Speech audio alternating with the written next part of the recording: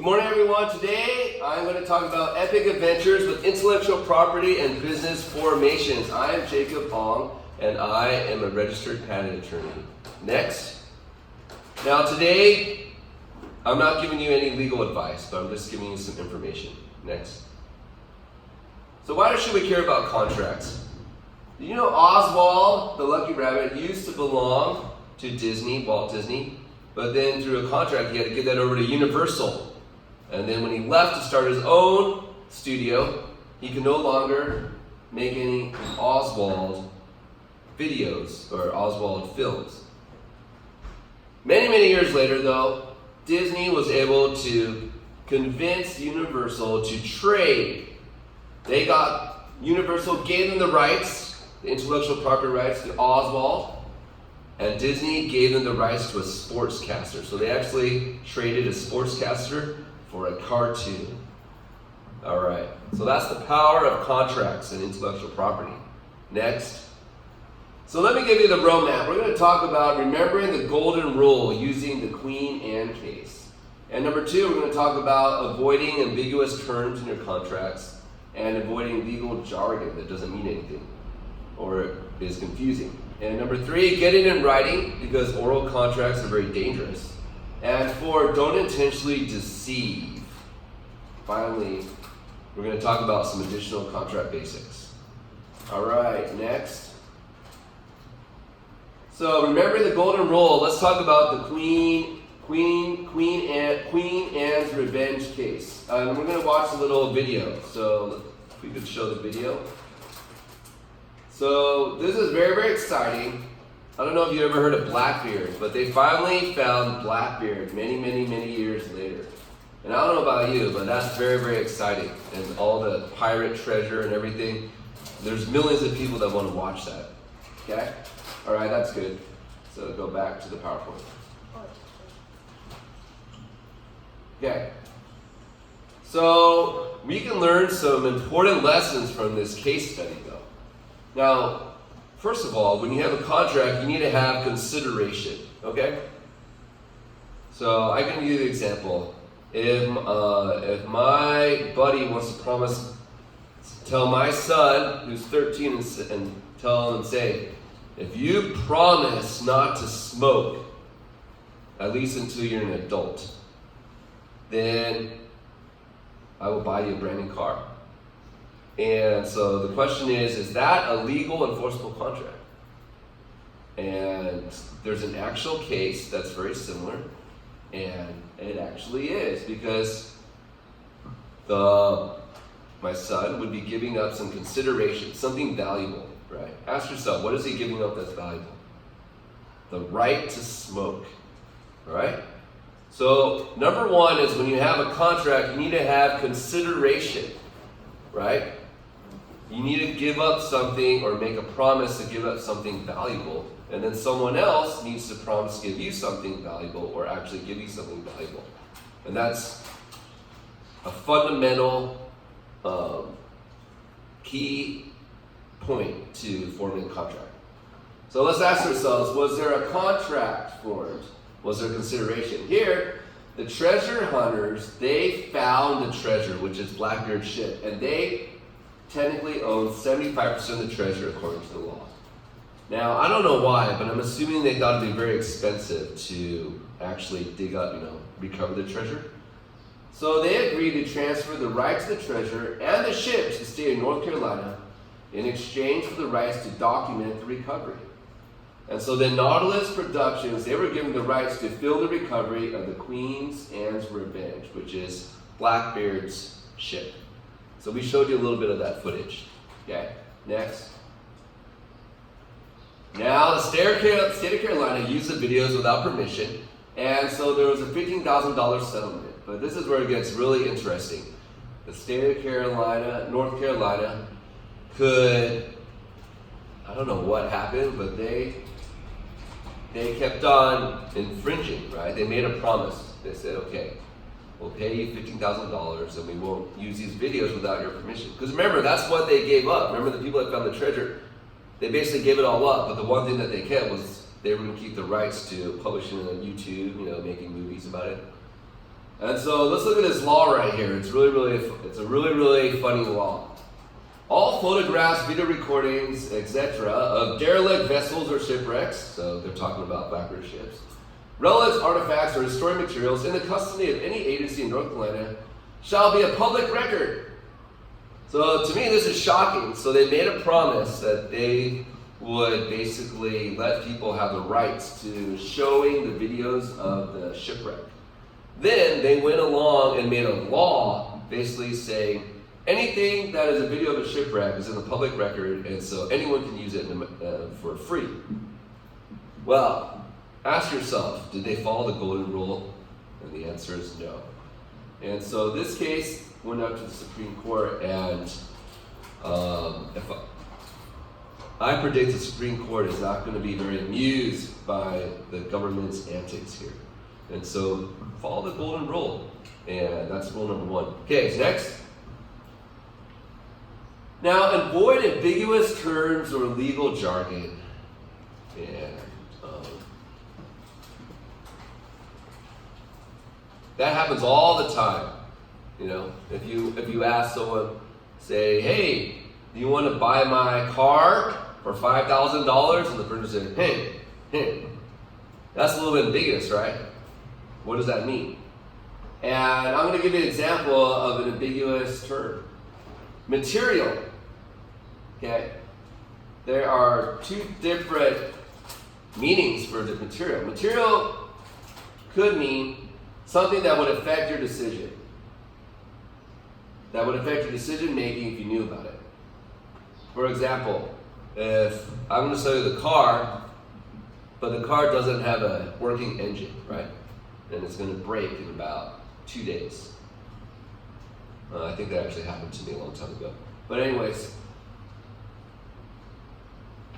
if you're going to have a contract, we have a contract and we write in the contract that says, you must tell me about any material defects to the car before I buy the car.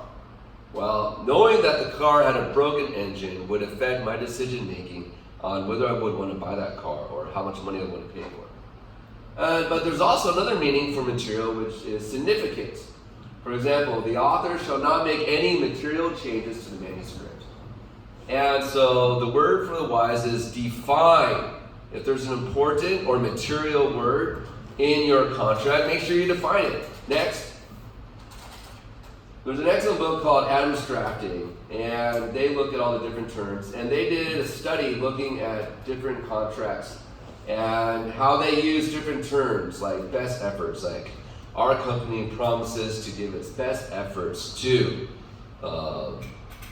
produce an event that you will enjoy. And there's different ways. There's best efforts, commercially reasonable efforts, good faith efforts, diligent efforts. You get the point, right? And look at all the contracts that use these different terms, right? And how many of them actually define what it means. And look at all the different phrases that could be used. Commercially reasonable and diligent efforts. Is that different than commercially reasonable best efforts?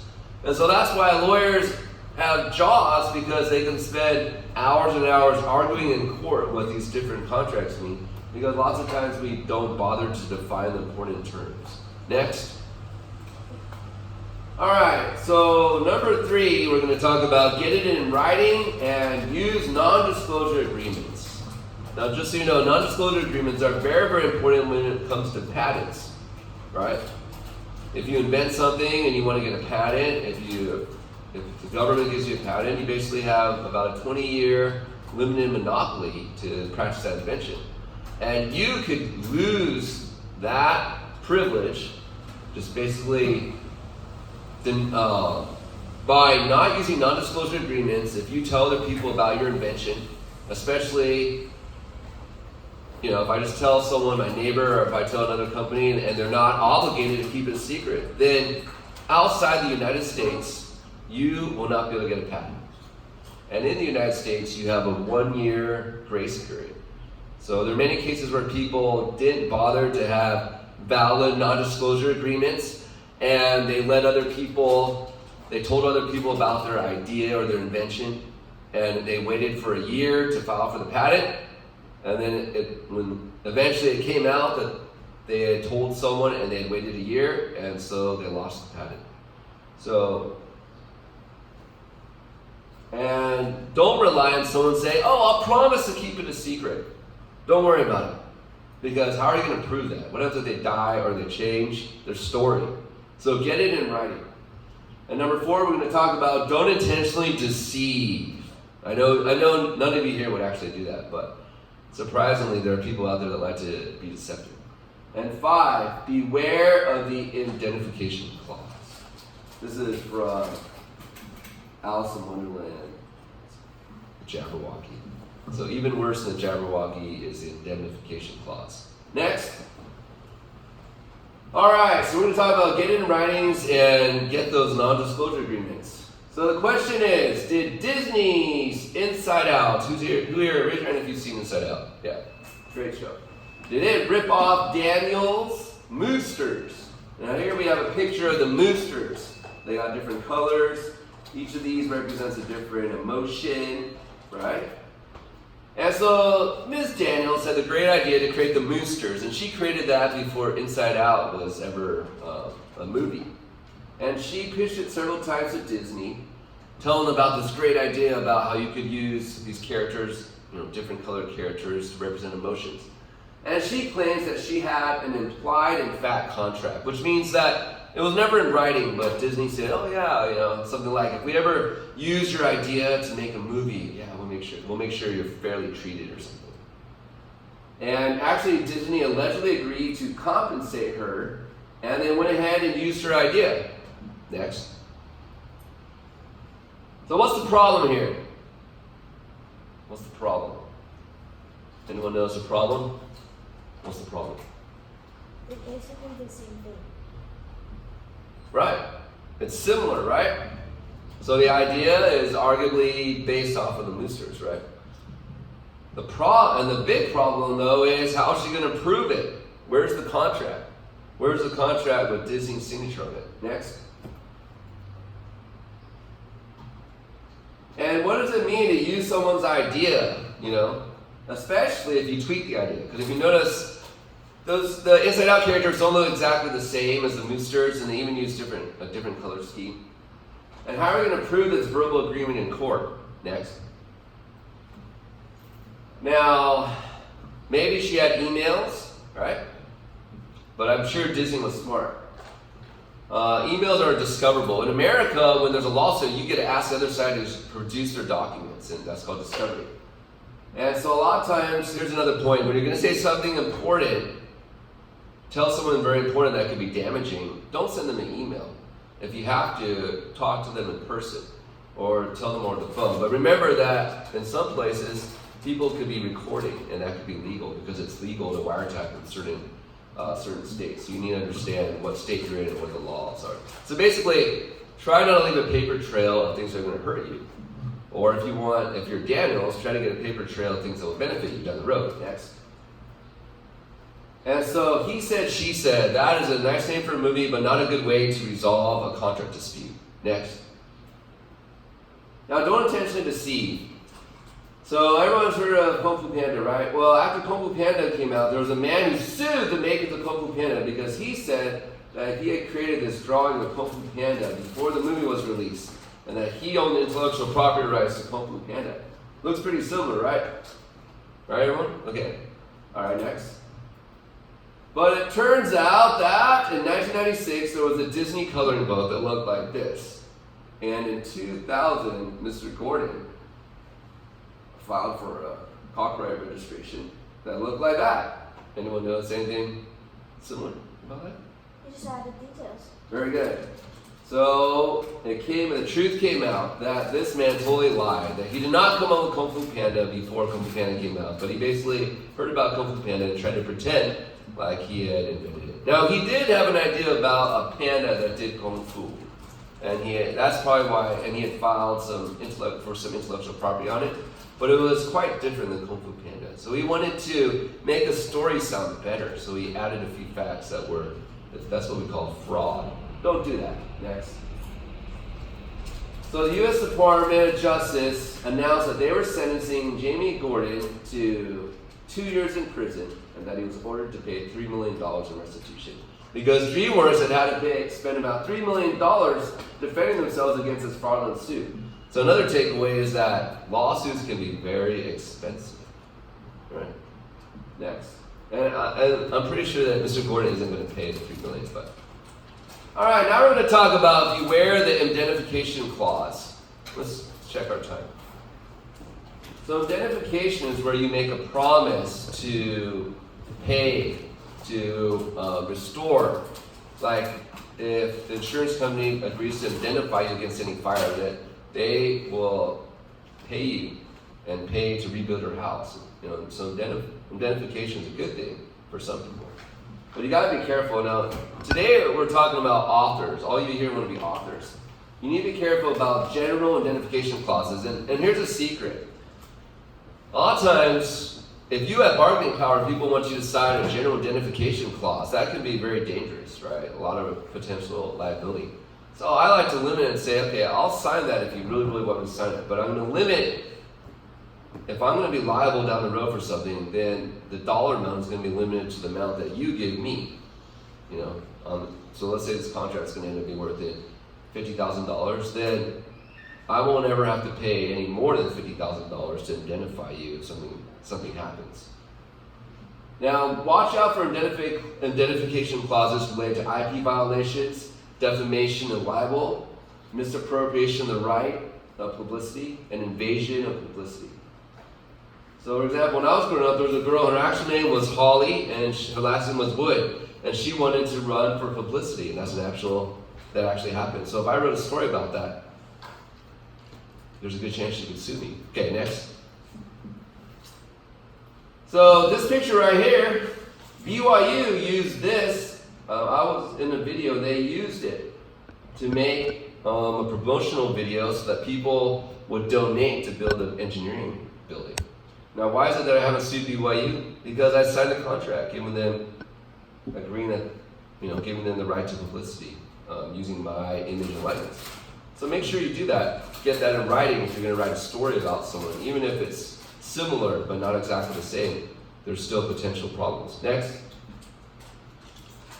Now, this is a funny story, and I'm not going to comment whether it was legally sound, but who's ever heard of the Wheel of Fortune? So a long time ago, in 1988, Samsung wanted to say, buy our video recorders because they're going to be around for so long that even in 2012, that they're basically implying that Vanna White, right? I don't know if you know, but Vanna White is the lady that spins the wheels, the woman, that actress that spins the wheels for Wheel of Fortune. So they were implying that even when she gets replaced with a robot, that we're still going to be around. And the funny thing is, guess who sued Samsung? Yes, Vanna White and also the company. And I'm not going to comment on whether they had a legal case. I mean, you can make the argument it doesn't look at all like Vanna White. On the other hand, just about everyone would associate this image and say, oh, they're trying to make, this could be related to Vanna White. So in my personal opinion, it's kind of a weak legal argument because it's quite different than Vanna White. But the bottom line is, they got the lawsuit, and you don't want to be sued by a giant company that has millions and millions or maybe billions of dollars. And so you have to take that into consideration. If you're going to use someone's likeness, even if you're going to change it, be very, very careful. Talk to a lawyer to make sure that you're not opening yourself up to litigation. All right, next. Finally, you need to create a business entity. Creating a business entity can protect you. If you have your house and you have your savings and you create a business, you don't want to have legal problems with your business and then have to sell your house, right? And it's called piercing the corporate veil. Oftentimes you'll have your business entity, which is separate from your own accounts, right? And when something happens and someone wants to go after your business and make the business pay money, then they'll try to pierce the corporate veil and go after you. So the top rule is make sure you have separate bank accounts. That's where people get in trouble, right? Is they're too lazy and they have one bank account that's for the business, one for the personal funds, and they commingle the funds. So I really encourage you to open up something called a limited liability company. And it's very simple to create, and it's very flexible, and it can protect you as a business owner. And And if you create any intellectual property, like the copyright to a movie, or copyright to a book, or a patent, then you can transfer or sign the rights to that intellectual property to your business entity. And if something happens and you get sued, then you can just close down that business entity, and hopefully you will not have to make any payments for your personal funds. So thank you everyone, and I look forward to any of your questions now.